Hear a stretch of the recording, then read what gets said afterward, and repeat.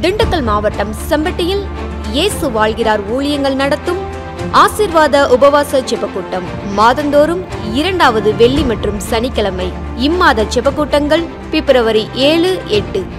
நேரம் காலை 9:30 மணி முதல் மதியம் 2:30 மணி வரை. தேவ செய்தி மற்றும் ஜெபம் சகோதரர் எல். வின்சென்ட்ராஜ். ஒவ்வொரு மனிதனும் என் நாமத்தை வைத்து ஓடுகிற பிரயாசங்கள், அலைச்சல்கள், உழைப்புகள், உபவாசங்கள், ஜெபங்களை நான் அறிந்திருக்கிறேன். மனிதர் பார்க்க கட்டுகிறார்களா, கர்த்தர் பார்க்க கட்டிக் கொண்டிருக்கிறார்களா? அதைத்தான் நான் இப்பொழுது பார்க்கிறேன். சகோதரி கலா வின்சென்ட்ராஜ். அவ்வளவுதான், என் வாழ்க்கையை முற்றிலுமா முடிச்சிட போறாங்க, இனிமே நான் வாழ்ந்து நிமிர்ந்து நிற்க முடியாது நீங்க நினைச்சுக்கிட்டு தான் இருப்பீங்க. ஆனால் உங்களுக்கு ஒரு தேவன் இருக்கிறார். அல்லேலூயா. அவர்தான் ஆண்டவராகிய இயேசு கிறிஸ்து. இடம் வானத்தின் வாசல் எழுப்புதல் ஜெபமையம், செம்பட்டி, திண்டுக்கல். தேவ பிள்ளைகளே, இந்த உபவாச ஜெபத்தில் கலந்து கொண்டு தேவ ஆசீர்வாதத்தையும் கிருபையும் பெற்று செல்ல உங்கள் யாவரையும் அன்போடு அழைக்கிறோம். மேலும் விவரங்களுக்கு 9498 00 04 49 944 28 00 449.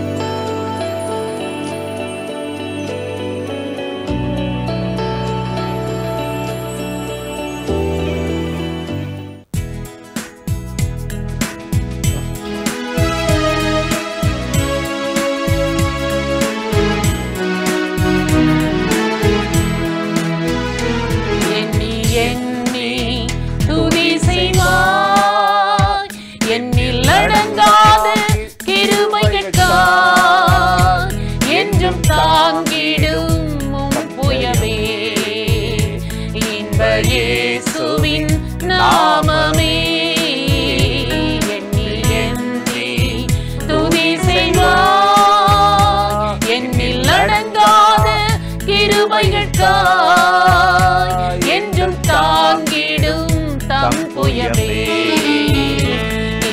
இயேசுவின் நாமமே.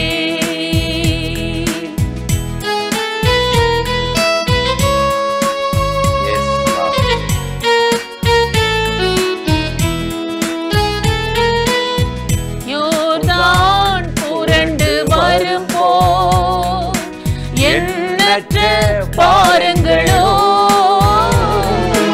யோர்தான் புரண்டு வரும்போ எண்ணற்ற பாருங்களோ, எலியாவின் தேவன் எங்கே உந்தன் விசுவாச சோதனையில், எலியாவின் தேவன் எங்கே உந்தன் விசுவாச சோதனையில், எண்ணி எண்ணி துதி செய்வாய், என்னில் அடங்காத கிருபைகளுக்காய் என்றும் தாங்கிடும் தம் புயமே இன்ப இயேசுவின் நாமமே.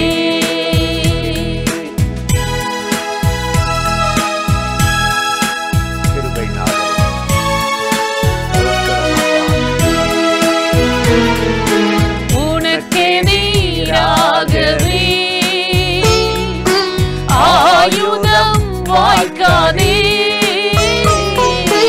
உனக்கே நீராகவே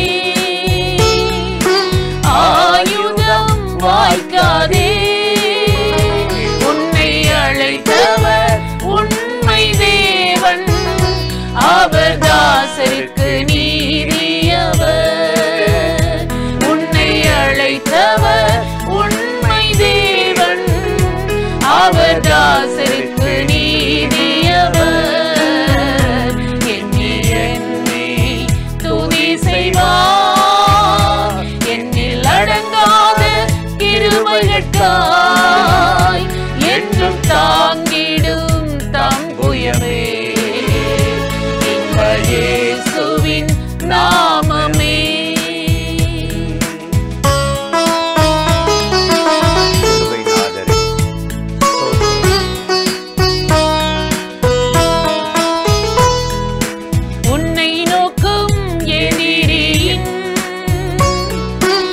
கண்ணின் முன்னே பதறாதே, உன்னை நோக்கும் எதிரியின்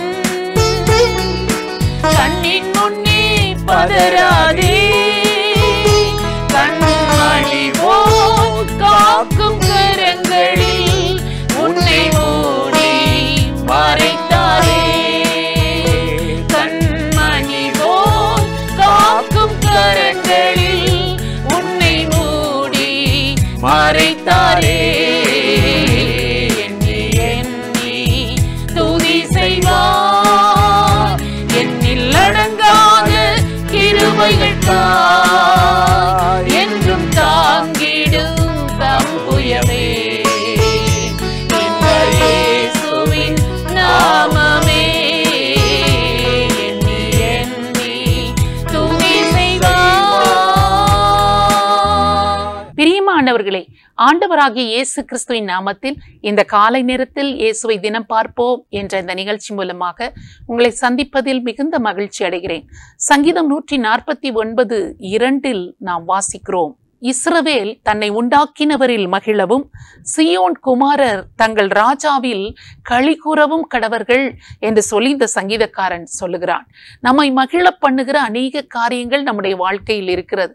ஒரு அழகான ஒரு தோட்டத்துக்குள் நாம் கடந்து போகிறோம், நிறைய பூக்கள் இருக்கிறது, இதை பார்த்து எவ்வளவு அழகாக இருக்கிறது என்று சொல்கிறோம். கட்டிடங்களை பார்க்கிறோம், உடைகளை பார்க்கிறோம், பலவிதமான பொருட்களை பார்க்கிறோம். இதை எல்லாவற்றையும் பார்த்து நம்முடைய இருதயம் மகிழ்கிறது. ஆனால் இந்த வேத வசனத்தில் சங்கீதக்காரன் சொல்லுகிறான், இஸ்ரவேல் தன்னை உண்டாக்கினவரில் மகிழ வேண்டும் என்று இந்த சங்கீதக்காரன் சொல்லுகிறதை நாம் பார்க்கிறோம். நம்முடைய வாழ்க்கையில் நம்மை சிருஷ்டித்த தேவனில் நாம் மகிழ்கிறோமா என்று யோசித்து பார்த்து, அல்லாவிட்டால் அவர் நமக்கு கொடுத்திருக்கிறவைகளில் நாம் மகிழ்ச்சியை வைத்திருக்கிறோமா என்று யோசித்து பார்த்து இந்த காலை நேரத்தில் ஆண்டவரிடத்தில் நம்மை அர்ப்பணிக்க வேண்டும்.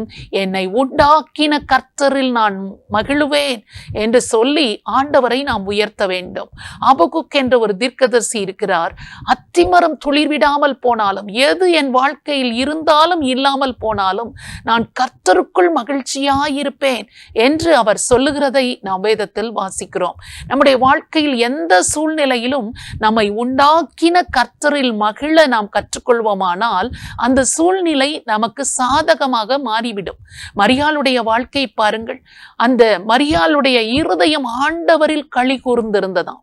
என் ஆத்துமா கர்த்தரை மகிமைப்படுத்துகிறது, என் ஆவி இரட்சகராகிய தேவனில் களி கூறுகிறது என்று சொல்லி ஆண்டவரை உயர்த்தினதையும் ஆண்டவரில் மகிழ்ந்து களி கூர்ந்ததையும் வேதத்தில் வாசிக்கிறோம். இந்த வார்த்தைகளை சொல்லுகிற போது அவர்கள் வாழ்க்கையில் சாதகமான சூழ்நிலைகள் இருந்திருக்கவில்லை. வேதனைகள் நிறைந்த எதிர்காலம் எப்படி இருக்குமோ என்ற ஒரு கேள்வி நிறைந்த ஒரு சூழ்நிலையில் கர்த்தரில் மகிழ்ந்த மரியாளை ஆண்டவர் வெட்கப்பட விடவே இல்லை. இன்றைக்கு நம்முடைய வாழ்க்கையில் எது இருந்தாலும், எது மகிழ்ச்சியாக இல்லாவிட்டாலும் கர்த்தரில் நாம் மகிழ கற்றுக்கொள்வோமானால், எதெல்லாம் மகிழ்ச்சியாக இல்லையோ, எதிலெல்லாம் நம்முடைய மகிழ்ச்சி பாதிக்கப்பட்டு இருக்கிறதோ அதை எல்லாவற்றையும் நமக்கு மகிழ்ச்சி நிறைந்ததாக தேவனாகிய கர்த்தர் மாற்றி தந்து விடுவார்.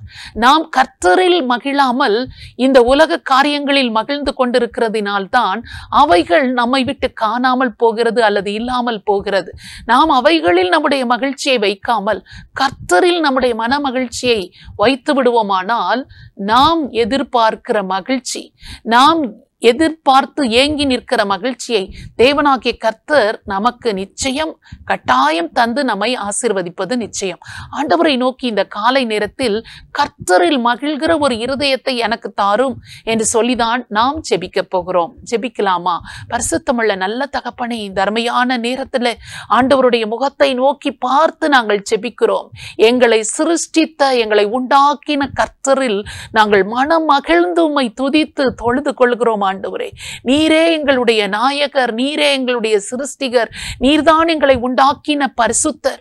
ஆண்டவரே, உம்மில்தான் எங்களுடைய மகிழ்ச்சி இருக்கிறது என்று சொல்லி எப்பொழுதும் நாங்கள் உம்மில் மகிழ்ந்திருக்கும்படியாக எங்களை நீர் காத்து கொள்ளும்படியாக நாங்கள் ஜெபிக்கிறோம்.